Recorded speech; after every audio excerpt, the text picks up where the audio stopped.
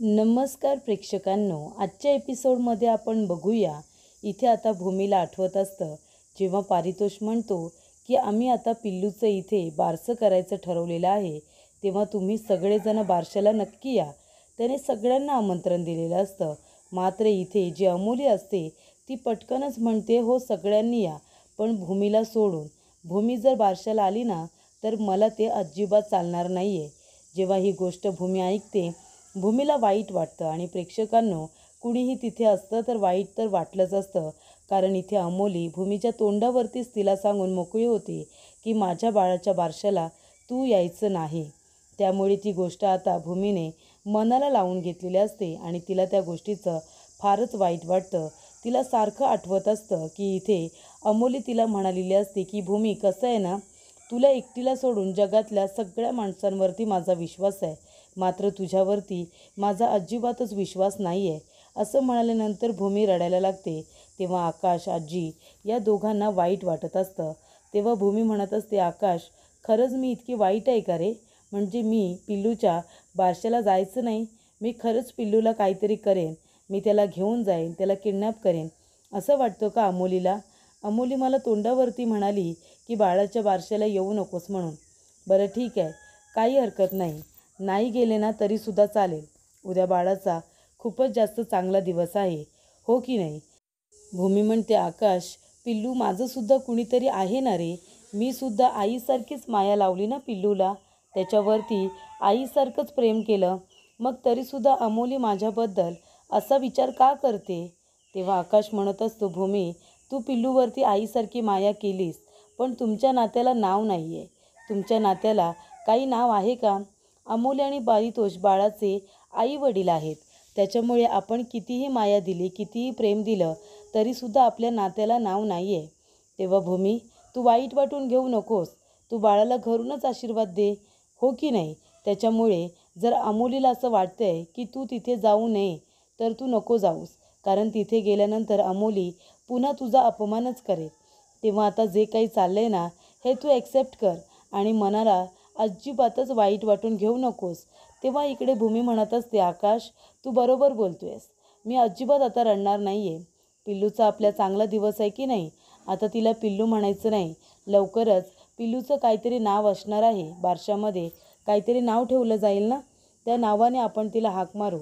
मी घरूनच बाळाला आशीर्वाद देईन, मी नाही येणार आहे तिथे. तेव्हा इकडे भूमी म्हणते, आणि मी स्वतःला त्राससुद्धा करून घेणार नाही. हे बघ, तू म्हणतोयस ना की जी काही परिस्थिती आहे ती आपण ॲक्सेप्ट केली पाहिजे. मी करेन, मी स्वतःला अजिबात त्रास करून घेणार नाही. आणि उद्या पिल्लूचा चांगला दिवस आहे ना, रडणारसुद्धा नाही आणि चांगल्या दिवसाला गाळबोटसुद्धा लावणार नाही. तेव्हा आकाश म्हणतो, भूमी, हेच हवं आहे मला. तू प्रत्येक गोष्ट आता व्यवस्थित समजून घ्यायला लागली आहेस ना, याचा तुलाच फायदा होणार आहे. तेव्हा इकडे आजीसुद्धा म्हणत असते, भूमी बाळा, हे बघ, तू अजिबात वाईट वाटून घेऊ नकोस. हे बघ, अगं, शेवटीला तुझं मनसुद्धा आईचं आहे. तू कुठूनही आशीर्वाद दिलास ना तरी बाळापर्यंत तो नक्की पोहोचेल. तेव्हा इकडे आकाश आणि आजी यांचं बोलणं ऐकल्यानंतर भूमीला अजूनच छान वाटतं. भूमी म्हणत असते, हो आजी, मला कळतंय. मी आता स्वतःला इथे समजावलंय की जे काही आहे ती परिस्थिती स्वीकारायची. बाळाचा चांगला दिवस आहे ना, रडून मी त्याला गालबोट का लावू? त्याला मी इथे हसून खेळूनसुद्धा आशीर्वाद देऊ शकते. उद्या बाळाचा खूपच जास्त महत्त्वाचा दिवस आहे, हो की नाही आकाश? तेव्हा तुम्ही सगळेजण जा, मी घरी थांबेन आणि मी बाळाला आशीर्वाद देईन. तेव्हा मी अजिबात रडणार नाही आहे. तेव्हा इकडे अमोली आता जे काही बोललेले असते त्याचं भूमीला वाईट तर वाटलेलं असतं, पण पुन्हा तिने इथे आता सत्य परिस्थिती स्वीकारलेली असते. अजिबात स्वतःला त्रास करायचा नाही, वाईट वाटून घ्यायचं नाही, कारण इथे आता भूमी छोट्या छोट्या गोष्टींचा स्वतःला त्रास करून घेते आणि मग त्याचा परिणाम तिच्या तब्येतीवरती होत असतो आणि त्याच्यामुळेच इथे आकाशला टेन्शन येत असतं. तेव्हा इथे आकाश म्हणतो, चला आता आपण आतमध्ये जाऊया का? मी पण येतोय तुमच्याबरोबर. भूमी म्हणते, नाही आकाश, नको. हे बघ, तू ऑफिसला जा, ऑफिसमध्ये तुझी गरज आहे. हे बघ, नवीन कॉन्ट्रॅक्ट आहे, त्याच्यामुळे तिथे लक्ष देणं जास्त महत्त्वाचं आहे. आणि मी एकदम व्यवस्थित आहे आकाश, तू माझा विचार नको करूस. हे बघ, मी आतमध्ये जाते आजींना घेऊन, तू सुद्धा आता जा बरं ऑफिसला आणि ऑफिसकडे लक्ष दे. इथे माझा विचार अजिबात करू नकोस, कळलं तुला? तेव्हा इकडे भूमी म्हणते, मी अगदी व्यवस्थित आहे. त्यानंतर इथे आता यशपाल येतो आणि रागिनीच्या रूममध्ये आल्यानंतर यशपाल तिच्या बेडवरती अंग टाकून देतो।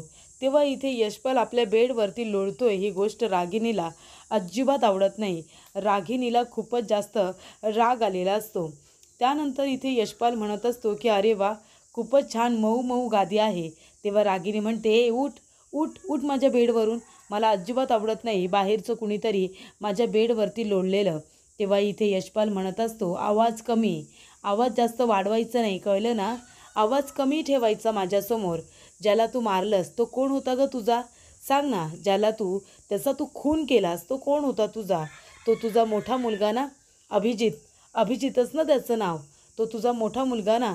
अगं स्वतःच्या मुलाची, पोटच्या पोराची तू गाई केली नाहीस, तू काय बाई आहेस ते काही मला माहिती नाही आहे का? त्याचा गळा दाबून मारलंस ना त्याला, बरोबर की नाही? खुनी आहेस तू। त्याच्यामुळे माझ्याकडे काय आहे तुला बरोबर माहिती आहे। माझ्याकडे जो पुरावा आहे ना, तो पुरावा जर मी सगळ्यांना बाहेर दाखवला तर काय होईल तुला माहिती आहे? तेव्हा इकडे रागिनी आता घाबरते। तेव्हा यशपाल म्हणत असतो, एक काम करतो मी बाहेर जातो, सगळ्यांना एकत्र आता हा सिनेमा दाखवतो आणि सगळ्यांना सिनेमा दाखवला, तू जायचं सगळ्यांसाठी पॉपकॉर्न घेऊन यायचं, मग चालेल ना? तू पॉपकॉर्न घेऊन येईपर्यंत सगळा सिनेमा सगळ्यांनी इथे बघितला असेल। त्यानंतर इकडे आता यशपाल म्हणत असतो, त्याच्यामुळे माझ्यासमोर आवाज कमी ठेवायचा। तुम्हाला माहिती नाही आहे, अहो गरीब माणूस मी, मला कुठे माहिती आहे श्रीमंत माणसं अशी मऊ मऊ गादीवरती कशी झोपतात ते, म्हणून मी फक्त थोडा एक्सपिरियन्स करत होतो की श्रीमंत माणसांना जेव्हा मऊ मऊ गादी असेल तेव्हा त्यांना कशी झोप येत असेल, हे फक्त मी बघत होतो। तेव्हा इकडे यशपाल म्हणत असतो, तुम्हाला तर माहिती आहे मी इथे कशासाठी आलो आहे, बरोबर की नाही? तुमचं भांडं फोडायला आलो आहे मी, हो ना? असंच वाटतं ना तुम्हाला की हा एवढा मोठा पुरावा माझ्याकडे असताना मी शांत कसा काय बसलो आत्तापर्यंत? अहो तुम्हाला शोधत होतो ना मी सगळीकडे, जेव्हापासून हा पुरावा माझ्या हाती लागला आहे तेव्हापासून मी तुम्हाला शोधतोय आणि बघा शेवटीला तुम्ही आता मला सापडलात। तेव्हा इथे यशपाल म्हणतो, खरंच एवढा मोठा गुन्हा करून सवरून सुद्धा तुम्ही किती नामानिराळ्या राहताय हो, म्हणजे तुम्हाला झोप तरी कशी लागत असेल ना? एवढा मोठा गुन्हा करून स्वतःच्याच मुलाला मारून टाकलत, कशासाठी? मला सगळं काही माहिती आहे। या मोबाईलमध्ये जो पुरावा आहे ना, तो पुरावा मला मिळाल्यानंतर मी तुमची सगळी माहिती काढली, त्याच्या आधीपर्यंत मी तुम्हाला ओळखतच नव्हतो। हे बघ, मला धमकी द्यायची नाही, कारण इथे रागिनी त्याला म्हणते की तुला माहिती नाही आहे मी कोण आहे, मी काय करू शकते, तेव्हा माझ्याशी बोलताना नीट बोलायचं, इज्जतीत राहायचं। तेव्हा यशपाल म्हणतो की माझ्याशी बोलताना सुद्धा नीटच बोलायचं, माझ्याकडे काय माहिती आहे ना, कधीही तोंड उघडू शकतो मी, त्याच्यामुळे माझ्याशी पण बोलताना नीटच बोलायचं। तुम्ही काय केलं आहे काय नाही केलं आहे, तुमची सगळी हिस्ट्री आहे माझ्याकडे, सगळी हिस्ट्री। म्हणजे जोपर्यंत मी तुम्हाला बघितलं नाही हा कांड करताना, जेव्हा तुम्ही तुमच्या स्वतःच्याच मुलाला इथे गळा अगदी त्याचा दाबून मारलत, तेव्हापर्यंत मी तुम्हाला ओळखत नव्हतो, तुमचं नाव गाव मला काहीच माहिती नव्हतं। पण जेव्हापासून हा व्हिडिओ मी माझ्या मोबाईलमध्ये तयार केला तेव्हापासून मात्र मला सगळी तुमची माहिती मिळाली, कळलं तुम्हाला? तेव्हापासून मला सगळी माहिती कळलेली आहे। अहो काय सांगू तुम्हाला, तुम्हाला प्रश्न पडला असेल मी इथे का आलो? अहो गरीब माणूस मी, गरीब माणूस, काम करायचो, अहो पोटापाणी इतकं सुद्धा काही कमवायचं नाही मी, माहिती आहे का तुम्हाला? तिथे कुणीतरी वडापावच्या गाडीवरती वडापाव खात असेल ना तर इकडे मी ढेकर द्यायचो, इतकी माझी परिस्थिती हालाकीची होती। पण आता माझी परिस्थिती सुधारणार आहे, कळलं ना? त्यासाठीच तर मी इथे आलो आहे ना, तुम्हाला ब्लॅकमेल करायला। तेव्हा इकडे आता तो माणूस म्हणत असतो, इतकी परिस्थिती हालाकीची असताना माझे गुरुजी मात्र मला म्हणत होते की तू धीर सोडू नकोस, अजिबात धीर सोडू नकोस, कारण एक दिवस असा येईल जेव्हा जेव्हा तुझ्या घरामध्ये खूप जास्त पैसा अडका असेल, असा एक दिवससुद्धा येईल, तुम्हाला कळतं आहे का? अहो मी तुमचा खूप शोध घेण्याचा प्रयत्न केला, हा व्हिडिओ माझ्याकडे होता, पण तुम्ही मला काही सापडत नव्हता, कुठे कुठे आणि कसं कसं शोधलं तुम्हाला माहिती नाही आहे। पण एके दिवशी तर तुम्ही मला सापडलात आणि तेव्हा मला कळलं तुम्ही तर लक्ष्मीबाईंच्या खूपच जवळच्या नातेवाईक आहात। तेव्हा इथे रागिनी म्हणते, मी कुठल्याही लक्ष्मीबाईला नाही ओळखत। तेव्हा इकडे यशपाल म्हणतो, असं कसं? लक्ष्मीबाई जी तुमच्या घरामध्ये पाणी भरते, ती लक्ष्मीबाई तुमच्यासाठी किती महत्त्वाची आहे हे मला अगदी बरोबर माहिती आहे, कळलं ना? आणि तेव्हाच लक्ष्मीबाई पाणी भरते म्हणूनच मी इथे आलो। आता तुमच्या घरामध्ये लक्ष्मीबाई इतकं पाणी भरते, मग आता त्याचा फायदा फक्त तुम्हीच किती करून घ्याल? दुसऱ्याला सुद्धा झाला पाहिजे ना त्याचा फायदा. अहो म्हणून तर मी इथे आलो ना तुम्हाला शोधत. तेव्हा रागिनी म्हणते, हे बघ पण तू का आलायस इथे, तुला हवं आहे काय, कशासाठी आलायस तू इथे. तेव्हा इथे यशपाल म्हणतो, घ्या आता मी इथे तुम्हाला शोधत कशासाठी आलो असेल बरं. तेव्हा इथे रागिनी म्हणते, हे बघ पण तू इथे का आलंयस, तुला इथे काही मिळणार नाही आहे, कळतंय का तुला. तेव्हा यशपाल म्हणतो, असं कसं, मला इथे काहीच कसं मिळणार नाही आहे. अहो उगाचच मी इथे आलो आहे का, हे सगळं काय आहे. आणि तो आता कपाटाकडे बघत असतो. त्याला माहिती असतं की इथे आता रागिनीच्या रूममध्ये जे कपाट आहेत त्याच्यामध्ये आता पैसे वगैरे तर असणारच आहेत ना. तेव्हा इथे यशपाल आता तिच्या कपाटाला तिच्या काही वस्तूंना हात लावतो. हे देखील आता अजिबात तिला आवडलेलं नसतं. ती म्हणत असते, काय काय करतोयस काय तू. तेव्हा यशपाल म्हणतो, काय करतोय म्हणजे काय, आता बघाच तुम्ही लक्ष्मीबाई तुमच्या घरात कशी नांदते ना, ते मी माझ्या घरामध्ये सुद्धा तिला नांदवतो. त्यानंतर इथे प्रेक्षकांनो आता तो कपाट उघडतो आणि त्यातून हवे तेवढे पैसे काढतो आणि आपल्या ती झोलीमध्ये तो कोंबतो. तेव्हा रागिनी म्हणत असते, काय करतोयस काय तू, काय करतोयस, माझे पैसे आहेत ते ठेव बरं त्याच्यामध्ये.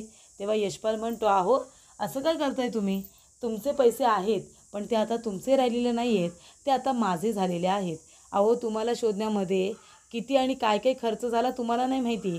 4 जोड्या चपल्यासुद्धा माझ्या घासून घासून त्यासुद्धा फाटल्या. त्यानंतरला रिक्षाने तुम्हाला इकडे तिकडे शोधत होतो, गाडीने तुम्हाला शोधत होतो. मग त्यासाठी माझा काही खर्च नाही झाला का, किती खर्च झाला आहे ना तुम्हाला माहितीसुद्धा नाही आहे. आणि शेवटीला आता तुम्ही सापडलात, मग आता तुम्हाला शोधण्यामध्ये जो खर्च झाला आहे तो शोधून काढायला नको, तो आधी भरून काढायला नको. तेव्हा रागिनी म्हणत असते की, हे बघ तू हे जे काही करतो आहेस ना आत्ताच्या आता थांबव. तुला माहिती नाही आहे मी कोण आहे, मी कोण आहे ते तुला माहिती नाही आहे. नागिन आहे मी, नागिन. अरे माझ्या शेपटीवरती पाय दिलायस तू, नागिनीच्या शेपटीवरती. कधी फणा काढेल आणि डसेल ना ते तुला कळणारसुद्धा नाही, कळलं का. त्याच्यामुळे मला ब्लॅकमेल करायचा तर इथे विचारसुद्धा करू नकोस. तेव्हा यशपाल म्हणत असतो, बापरे घाबरलो नाही, खरंच खूप घाबरलो मी. अहो तुम्हाला माहिती नाही आहे का मी इथे का आलो, इथे माझ्याकडे काय आहे ते तुम्हाला माहिती नाही आहे का. हा मोबाईल आहे ना त्याच्यामध्ये तुमच्या सगळी कुंडली आहे, कुंडली तुमच्या वागणुकीतले महत्त्वाचे पुरावे माझ्याकडे आहेत, हे विसरू नका तुम्ही. तो जर व्हिडिओ मी बाहेर जाऊन सगळ्यांना दाखवला ना तर तुमची काय इमेज राहील ना त्याचा विचार करा. मी जर जाऊन सगळ्यांना हा व्हिडिओ फक्त दाखवला, अर्ध्या तासाच्या आत पोलीस येतील आणि तुम्हाला अरेस्ट करून घेऊन जातील स्वतःच्या मुलाच्या खुनाच्या आरोपाखाली.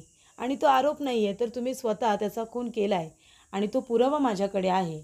अहो मी नोकरी करत नव्हतो पण मला एकदा एक नोकरी मिळाली आणि मी ज्या बिल्डिंगमध्ये हे सगळं घडलं ना तिथे मी कन्स्ट्रक्शनसाठी गेलो होतो. तिथेसुद्धा मी आलो होतो माझं काम करण्यासाठी. आणि जेव्हा मी बघितलं की इथे मारामारी सुरू आहे, तुमचा मुलगा खाली पडतो, तुम्ही तिथे येता, तो व्हिडिओ मग मी माझ्या मोबाईलमध्ये केला. मी म्हणालो की हे सगळं काय चाललं आहे, हे तर बाबा आपल्याकडे पुरावा म्हणून हवं आहे आणि म्हणून तो माझ्याकडे पुरावा आहे. मग आता काय करायचं आहे तुम्हाला, मला धमकी द्यायची आहे, थांबा आता बघा मी काय करतो.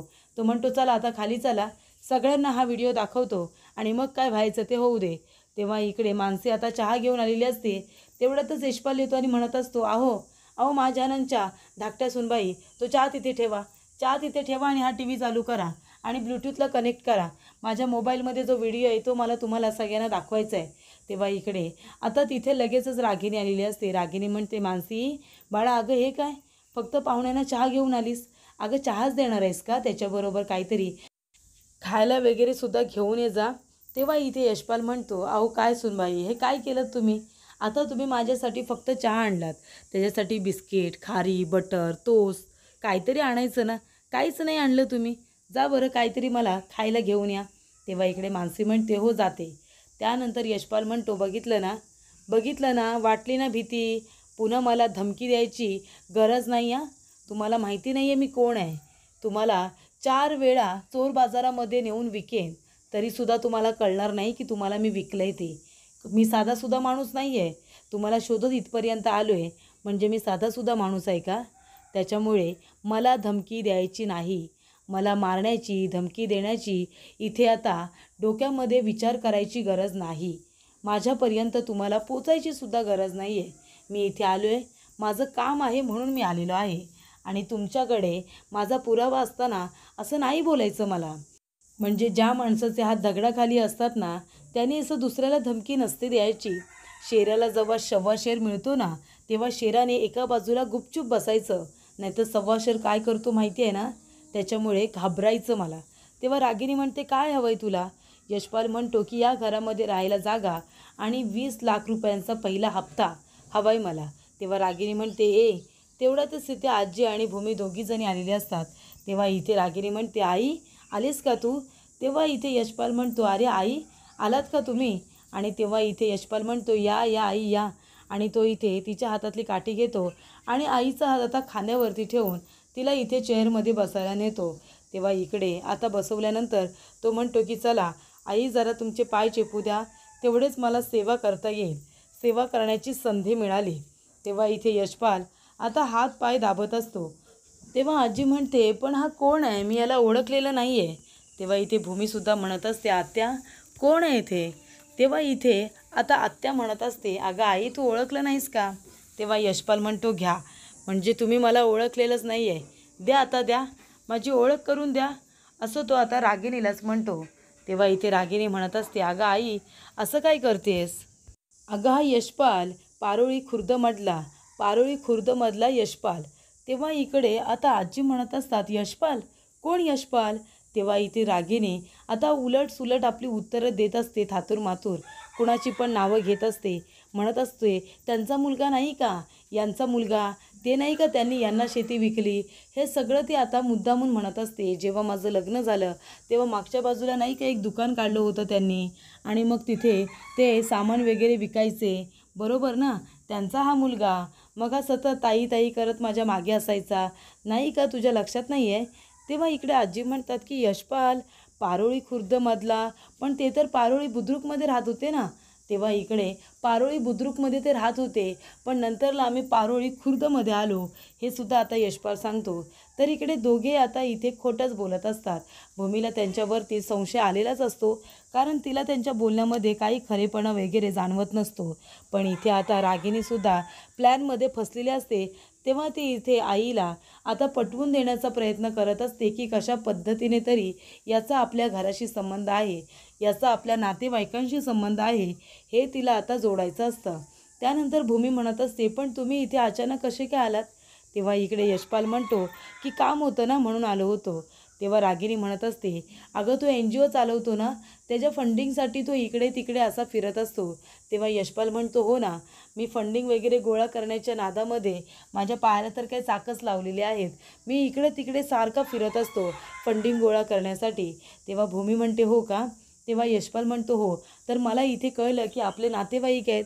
मग आता जर आपले नातेवाईक आहेत तर मग येऊन त्यांना भेटायला नको का? बरोबर ना आजी? तेव्हा आजी म्हणते, हो रे बाबा, बरोबर बोललास तू. आणि कितीतरी दिवसांनी आमच्या गावचं माणूस आलं इथे पारोळी खुर्दमधून. मग आता गावचं माणूस आल्यानंतर एक वेगळाच आनंद होतो रे त्यांना भेटून.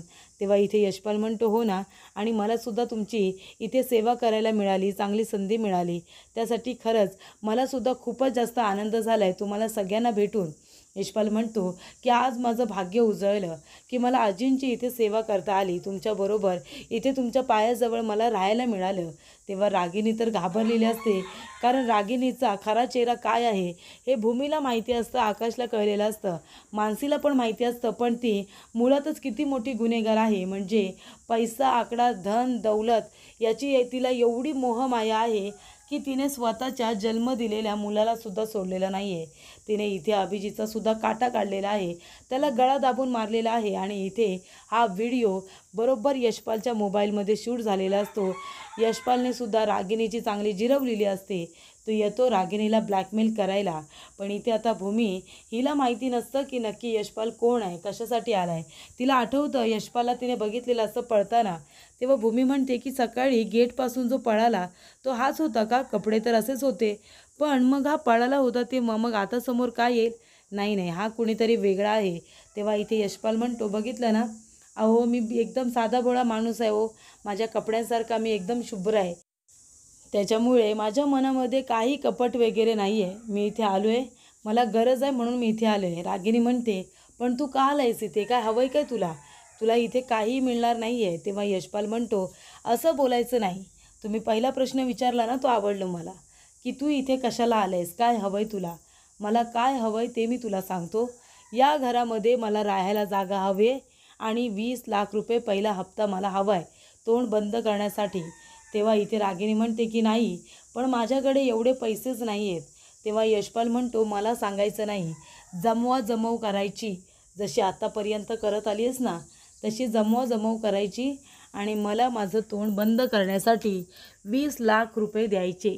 कळलं ना तुला.